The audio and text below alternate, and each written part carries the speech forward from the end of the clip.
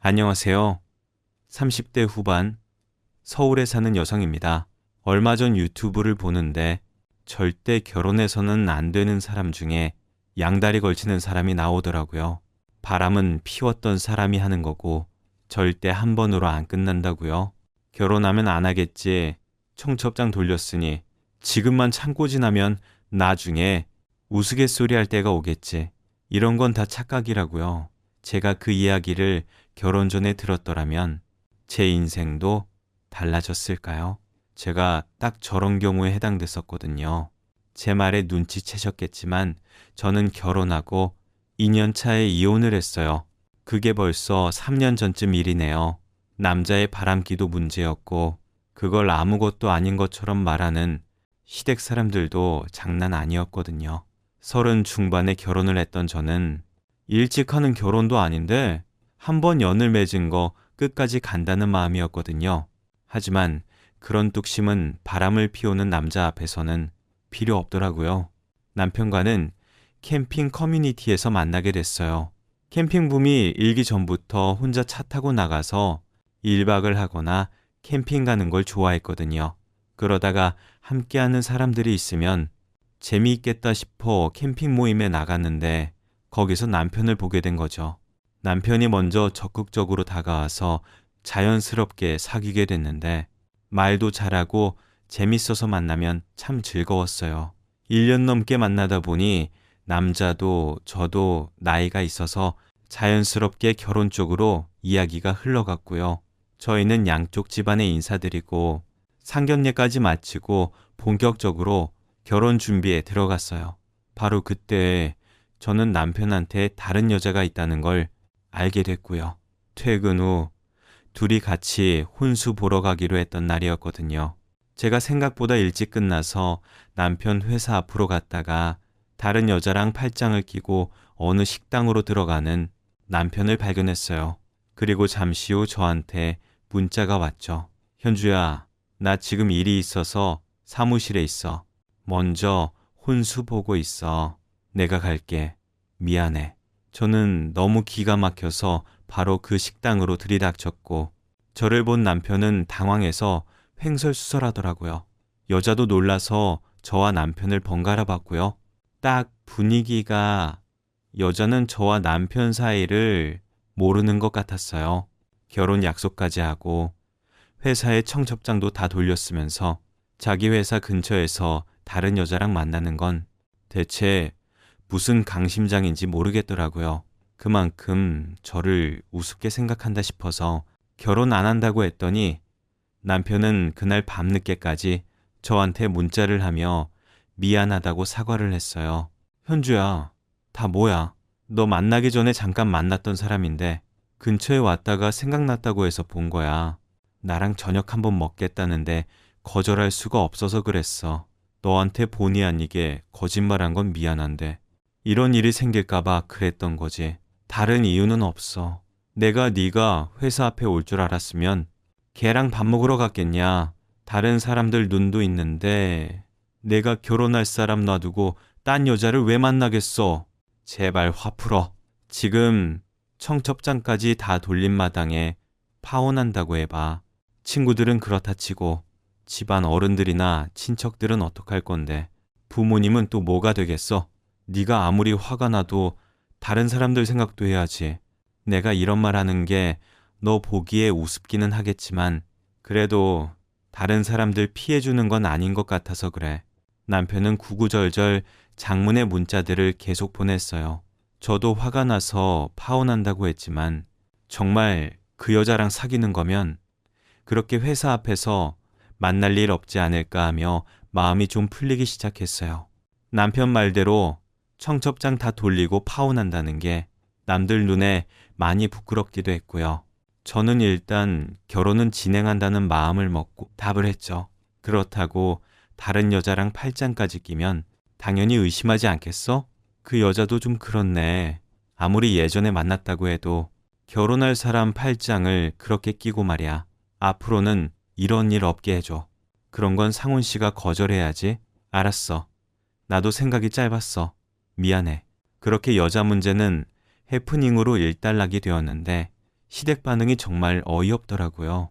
남편은 아버지가 일찍 돌아가셔서 시어머니와 시동생 둘이 있었거든요. 그런데 어떻게 결혼 전 그 문제를 알았는지 신혼여행 후 시댁에 갔더니 저한테 이러더라고요.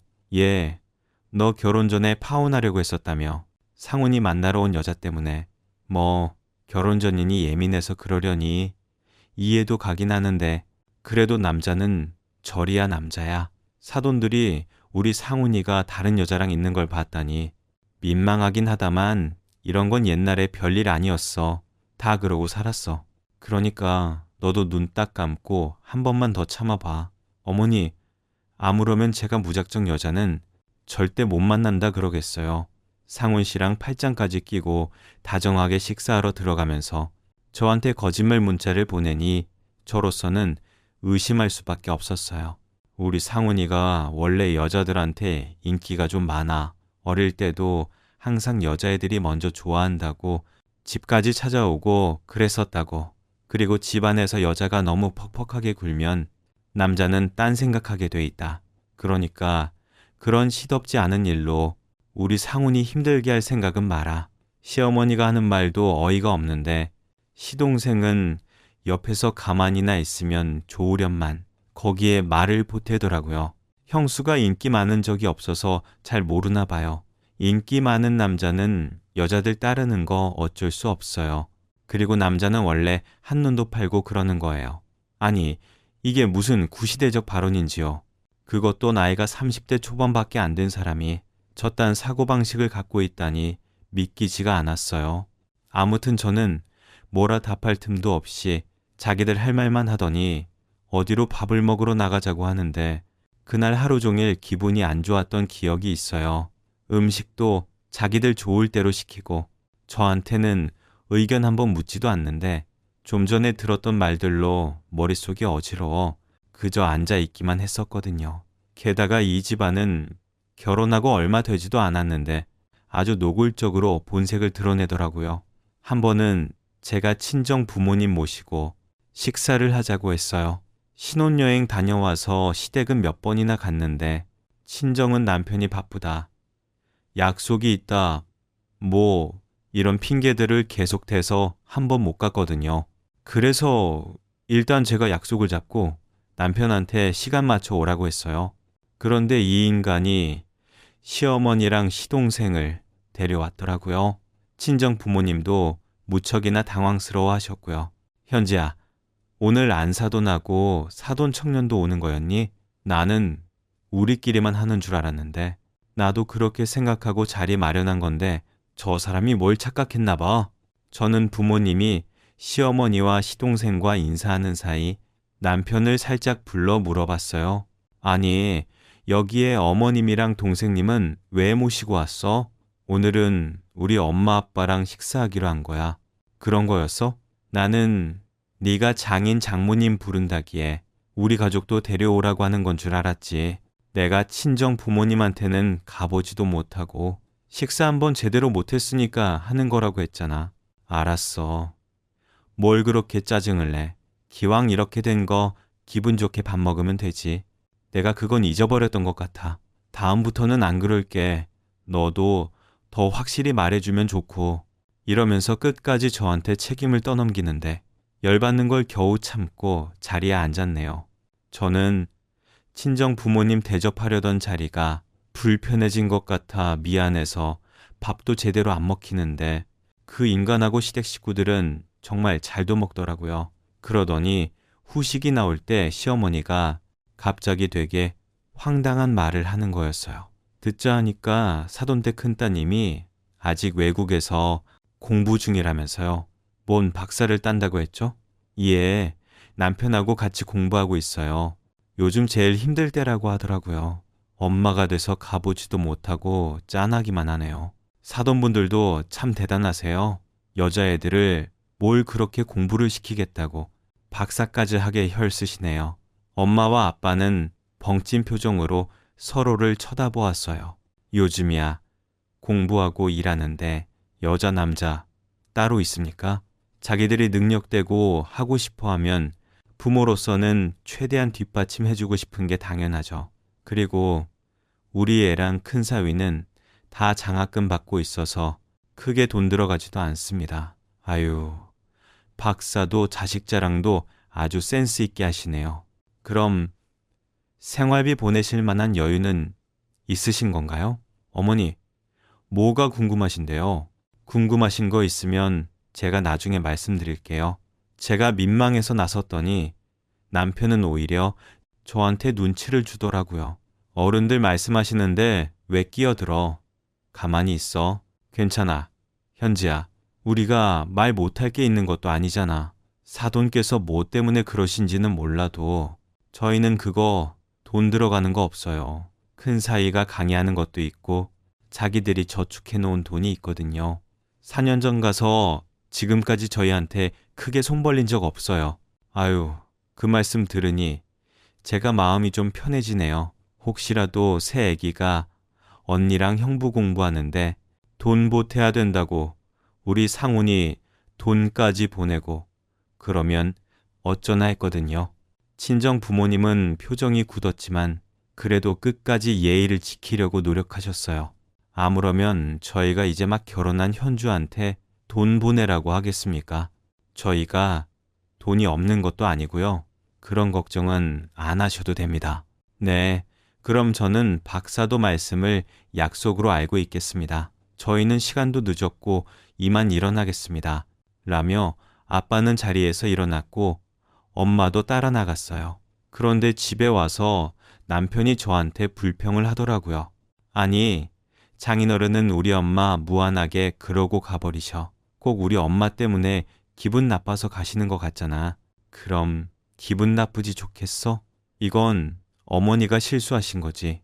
아무리 내가 언니한테 돈 붙일까봐 걱정이 됐다고 해도 거기서 그런 말을 하는 게 말이 돼?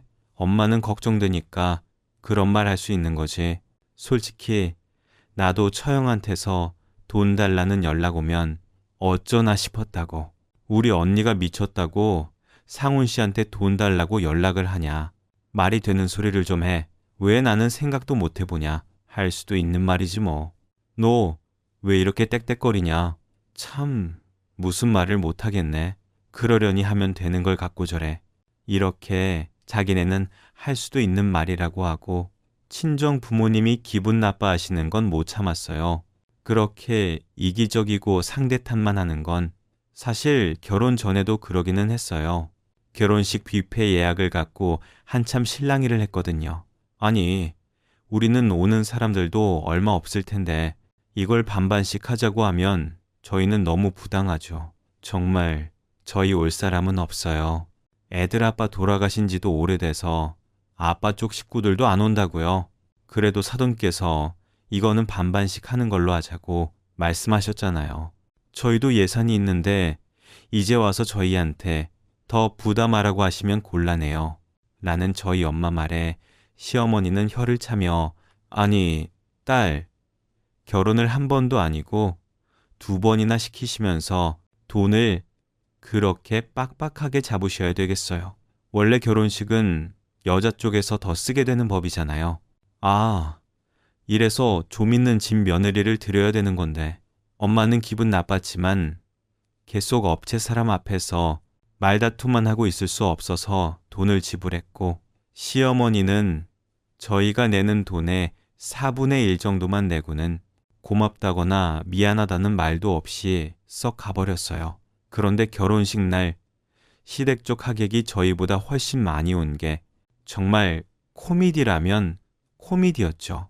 시어머니는 결혼하고 나서도 자꾸 제 친정 재력이 어쩌고 했는데 솔직히 저희 집이 부자는 아니어도 먹고 사는 데에 지장은 없었고 친정 부모님 아파트도 시어머니 계신 곳보다는 훨씬 나았어요.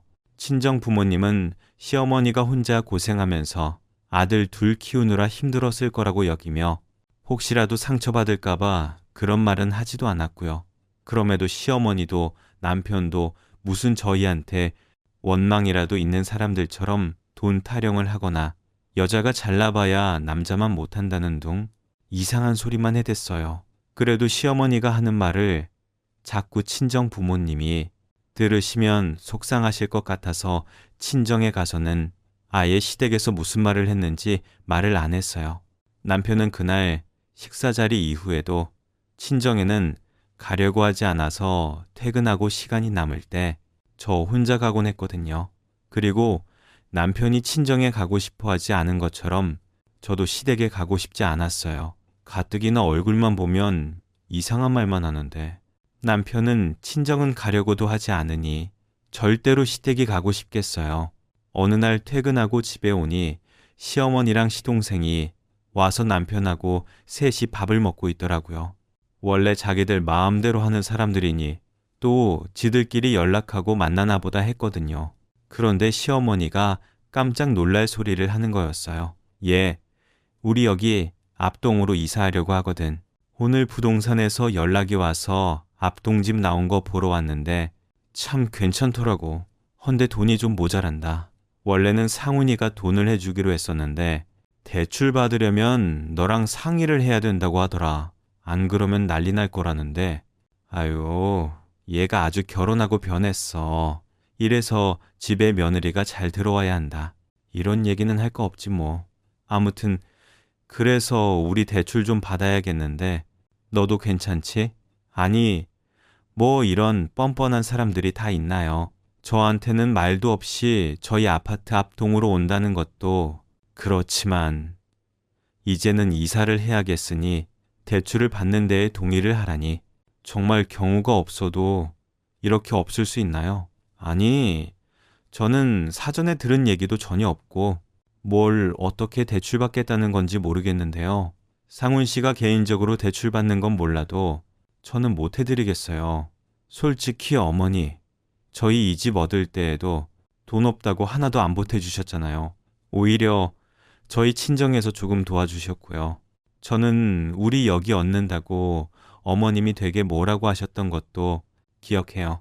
앞으로 아파트 값이 많이 오르지도 않을 것 같은데 집 산다고 그것밖에 돈이 없냐고 뭐라고 하셨잖아요. 그렇게 싫다고 하셨던 동네에 오신다고 저한테 대출에 동의하라며 저 정말 생각할수록 말이 안 되는 것 같거든요.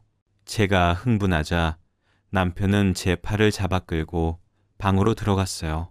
야, 내가 엄마한테 이 집 담보로 대출 받을 수 있을 거라고 큰 소리 쳤는데 거기서 그러면 어떡하냐? 미쳤어? 내가 왜 이 집을 담보로 대출을 받아? 나는 절대 못해. 내가 말했잖아.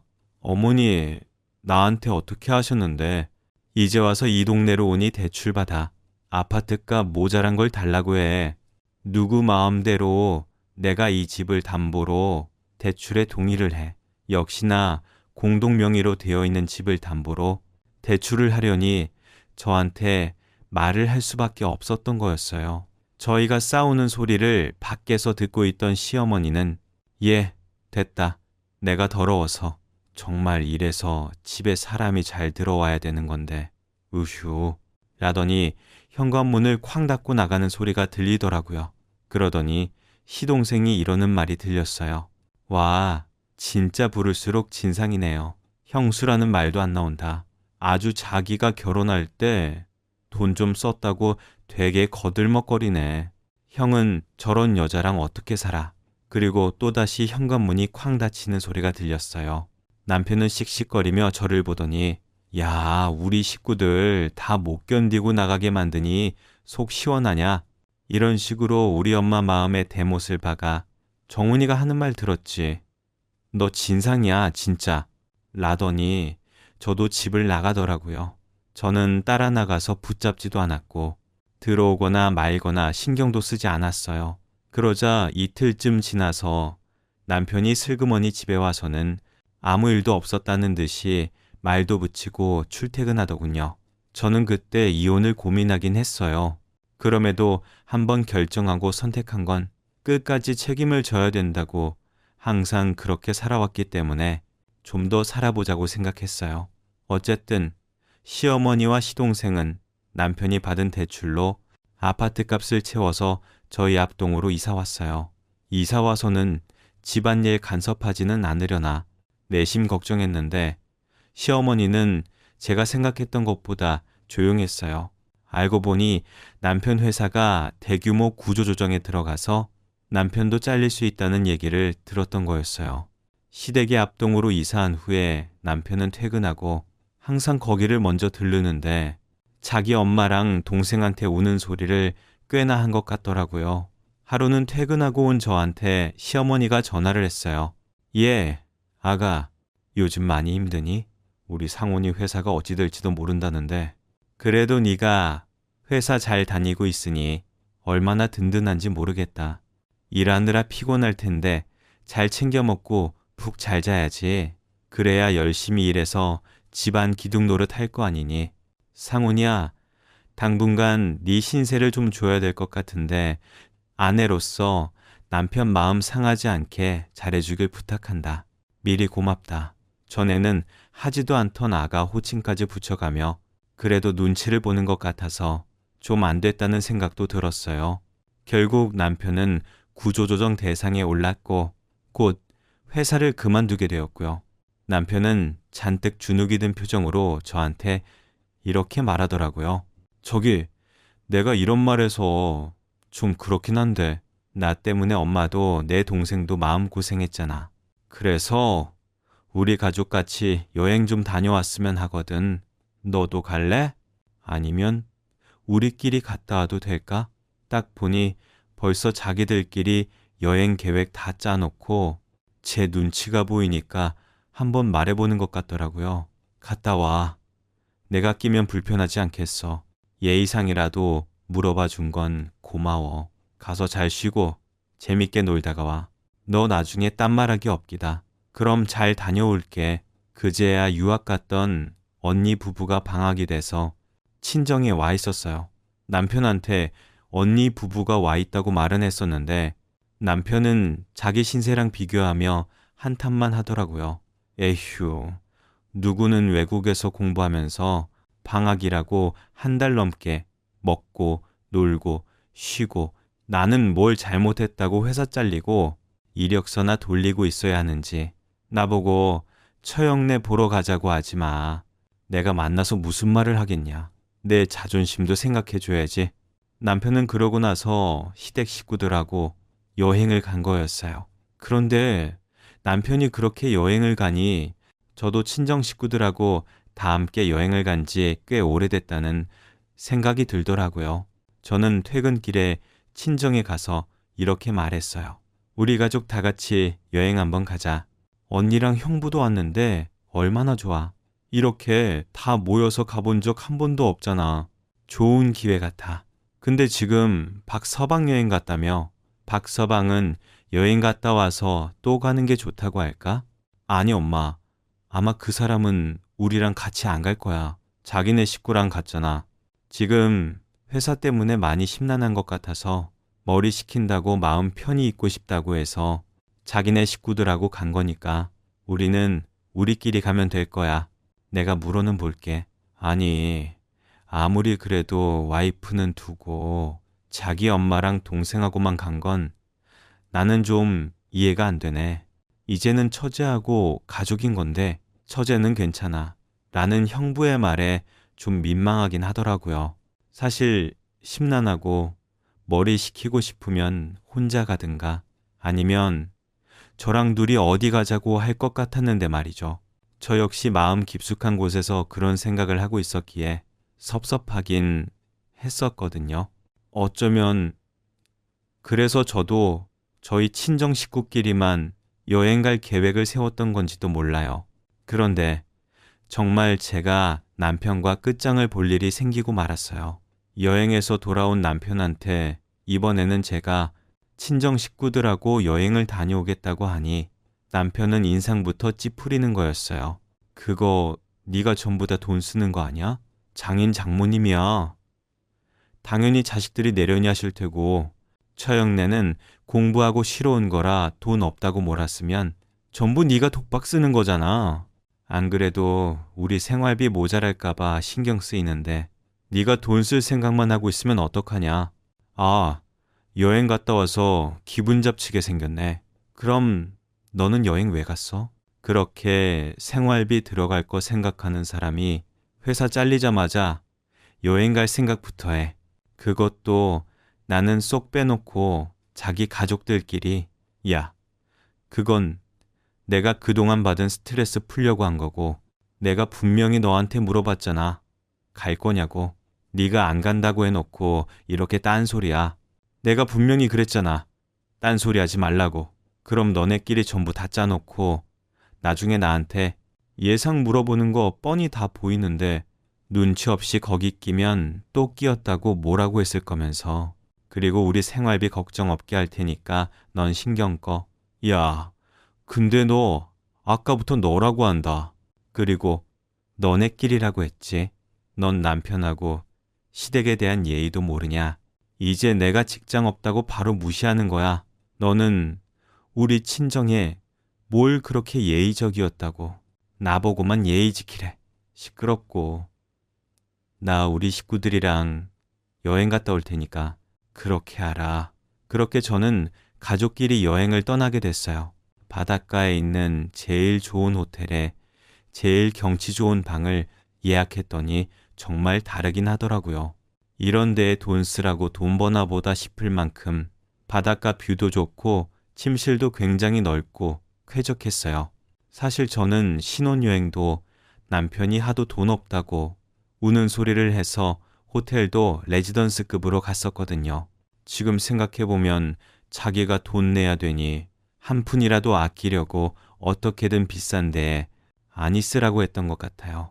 신혼여행은 누구든 가장 좋은 곳에 예약해서 실컷 누리다가 오려고 하지 않나요?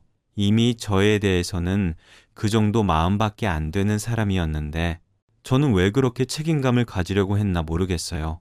게다가 하루 구경하고 밥 먹는 것도 전부 언니 부부가 돈을 써서 저는 돈 쓸 일도 없었어요. 제가 계산한다고 하면 언니는 제 손을 딱 잡고 아예 돈을 못 내게 하더라고요. 우리 여기서 펑펑 쓰다 가라고 넉넉히 가져왔어. 이 정도는 우리가 다 쓸 테니까 너는 재밌게 놀기만 해. 언니가 돼서 동생한테 돈 쓰게 하면 되겠니? 그래, 처제. 가까운 데 있으면서 챙겨주지도 못하는데 이럴 때 한꺼번에 갚아야지. 걱정 말고 어머니 아버님하고 그냥 푹 쉬다가.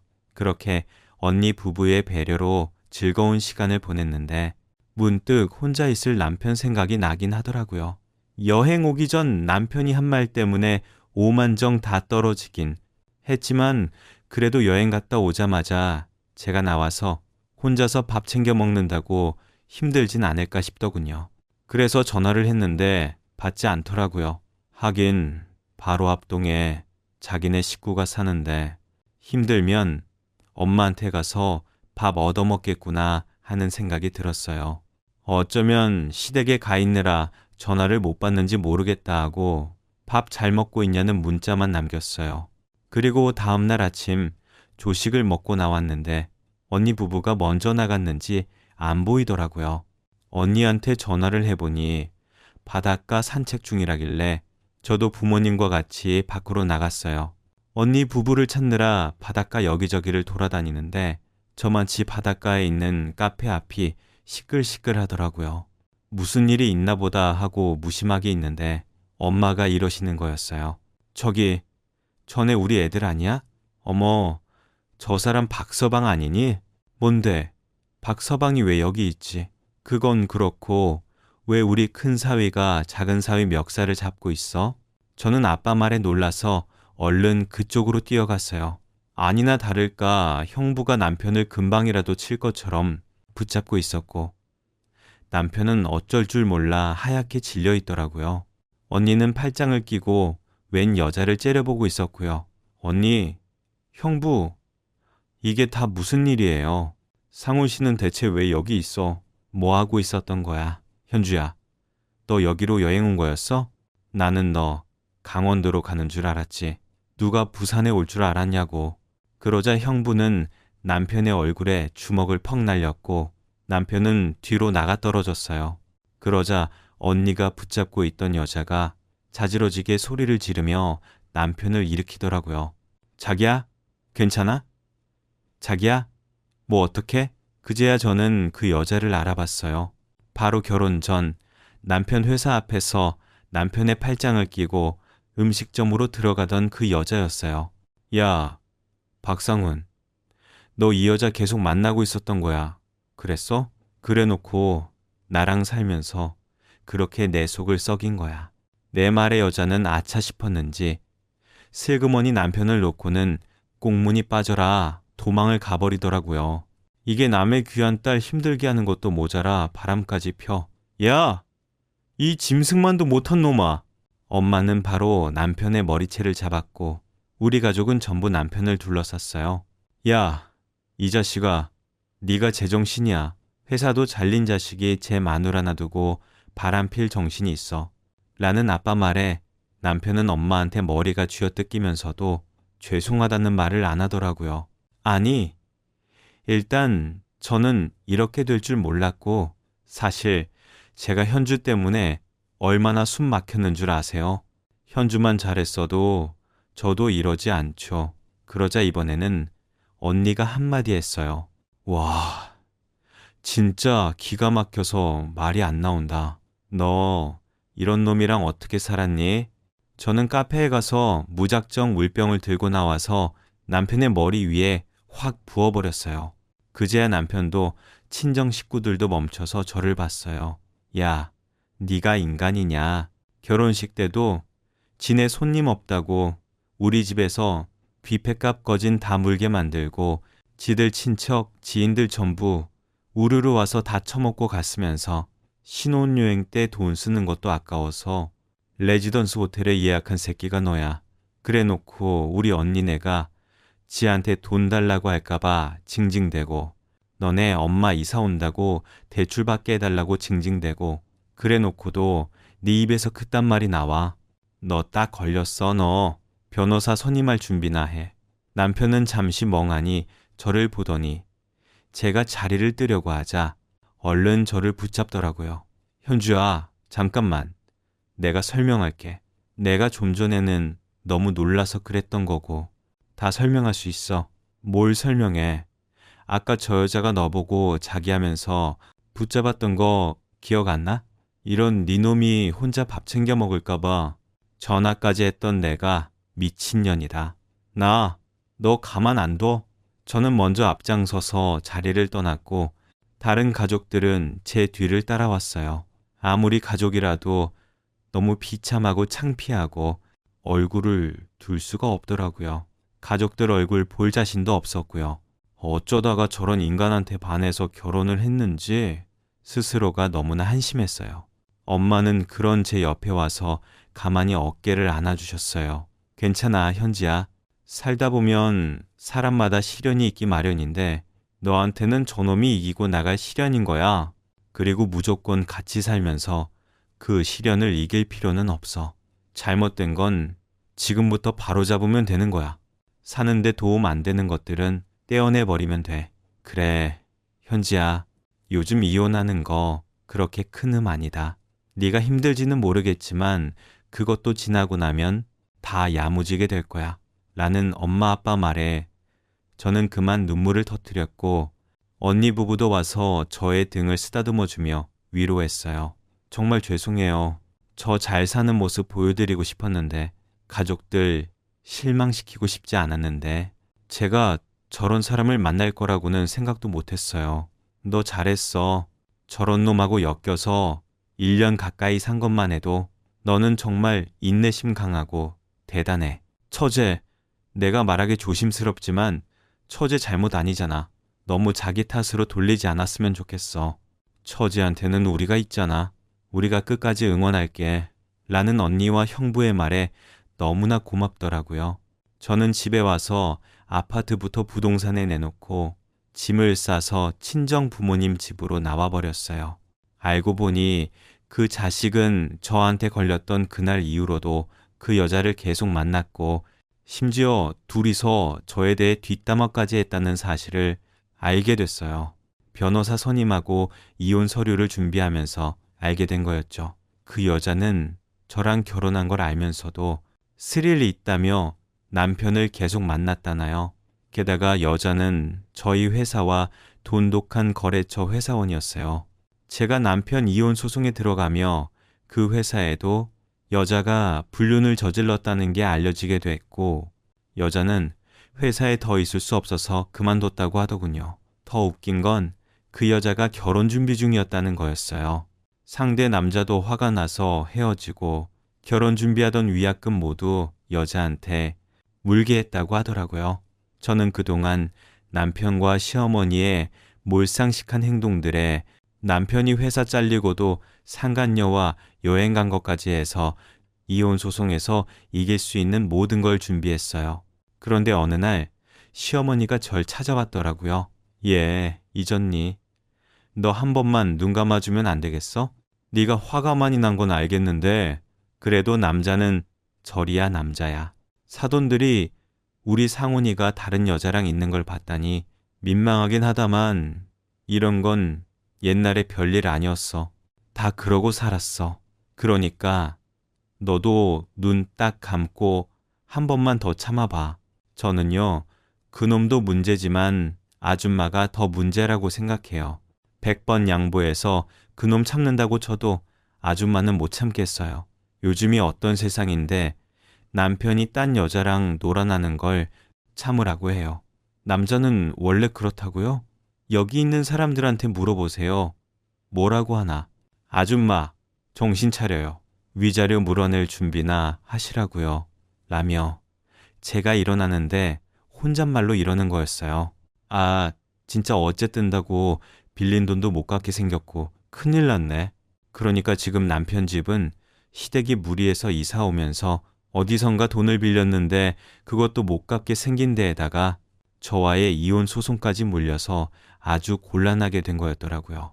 그러면서 제 앞에서는 자존심 세우느라 말 같지도 않은 소리를 한 거였어요. 결국 저는 1년 후에 이혼 소송 끝에 승소를 했고 남편과 공동 명의로 했던 아파트를 판 돈은 물론이고 정신적 피해 보상에 결혼식 때 저희가 더 많이 쓴 비용까지 전부 다 받아낼 수 있었어요. 시댁은 빚 갚으려다 얻었던 아파트에서 나왔고 남편이 겨우 지방에 있는 회사에 취직해서 어떻게든 생활은 유지하면서 사는 모양이었어요. 저는 그 후로 친정 근처에 방을 얻어서 혼자 살고 있고요. 부모님은 같이 살자고 하셨지만 아무리 그래도 신세를 지는 건 아닌 것 같아서요. 지금은 저 혼자서도 즐길 줄 아는 사람이 되려고 노력하고 있어요. 제 이야기는 여기까지예요. 들어주신 분들 매일 행복하고 좋은 일만 가득하길 바랄게요.